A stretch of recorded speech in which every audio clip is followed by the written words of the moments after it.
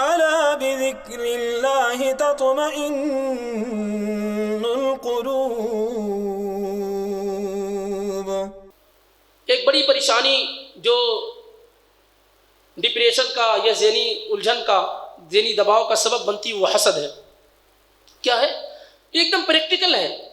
اگر مجھے آپ سے حسد ہے، آپ میرے پاس رہتے ہیں، میرے بغل میں رہتے ہیں،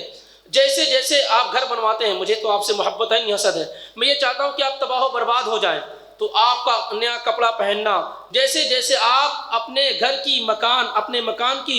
اینٹ رکھتے ہیں، گویا کہ میرے سینے پہ آپ اینٹ رکھ رہے ہوں اور بوجھ بناتے جا رہے ہوں، تو آپ کا بہترین گھر جیسے تعمیر ہوتا جاتا ہے، میں پریشان ہوتا چلا جاتا ہوں، چونکہ میرے ہاں حسد پایا جا رہا ہے،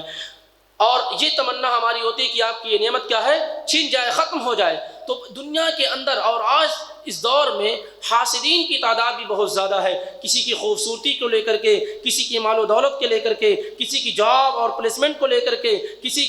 چیز کو لے کر کے، تو یہ چیزیں بھی کیا بہت زیادہ ہوتی جا رہی ہیں، اور یہ بھی ذہنی دباؤ کا بہت اہم ذریعہ ہے۔ اللہ کے نبی صلی اللہ علیہ وسلم فرماتے لا یزال الناس بخیر ما لم یتحاسدوا، لوگ اس وقت تک خیر میں اور بھلائی میں رہیں گے جب تک کہ وہ حسد کرنے والے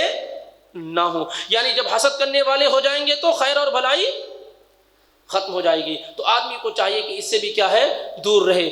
اسی طریقے سے توبہ، آدمی گناہ کرتا ہے، یہ گناہ کیا ہے، کیا کرتے ہیں یہ؟ سبھی لوگ جانتے ہیں کہ جب آپ گناہ کرتے ہیں تو دل پہ کالا دھبا پڑ جاتا ہے،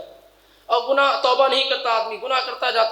جاتا، پھر پورا دل کیا ہو جاتا ہے، سیاہ ہو جاتا ہے۔ اب سیاہ جب دل ہو گیا، سب کچھ تو دل ہے، تو دل بوجھ ہو جاتا ہے، بوجھل ہو جاتا ہے، پھر انسان کو کچھ اچھا نہیں لگتا، پریشان رہتا ہے، رات و دن اس کو بے چینی رہتی ہے، اضطراب رہتا ہے، قلق رہتا ہے۔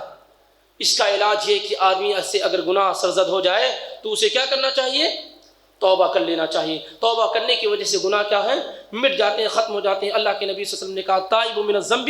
کمن لا ذنب لہ، گناہوں سے توبہ کرنے والا شخص ایسے ہی ہو جاتا ہے کہ اس سے کوئی گناہ سرزد ہی نہیں ہوا۔ اس کے علاوہ بہت ساری پوائنٹس ہیں جس کے ذریعے سے انسان اپنے آپ کو ذہنی دباؤ اور تناؤ سے، ڈپریشن سے محفوظ کر سکتا ہے اور ایک صاف ستھری زندگی گزار سکتا ہے۔ رات میں جس وقت وہ سونے کے لیے جائے گا اس کے ذہن و دماغ پہ کوئی دباؤ نہیں ہوگا، سوائے اس کے ہم اور آپ کا معاملہ یہ ہے، اس قدر معاملات ہیں ہمارے ہاں، متفرق معاملات ہیں۔ اگر مجھے کہہ دیا جائے کہ آج تمہیں مرنا ہے تو ہمارے پاس اتنے معاملات ہوتے ہیں کہ ہم تیار نہیں ہوتے ہیں، اس کو دینا ہے، اس سے لینا ہے، اس کو دینا، یہ معاملہ ہے، وہ معاملہ ہے، کتنے آدمی کے معاملات پڑے ہوئے ہوتے ہیں،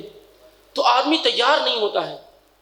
اس لیے ہر حال میں آدمی کو اس طریقے سے زندگی گزارنے کی کوشش کرنی چاہیے کہ اپنے معاملات کو درست کرے، اللہ پر مکمل ایمان اور یقین رکھے، اس پر توکل کرے، اور جو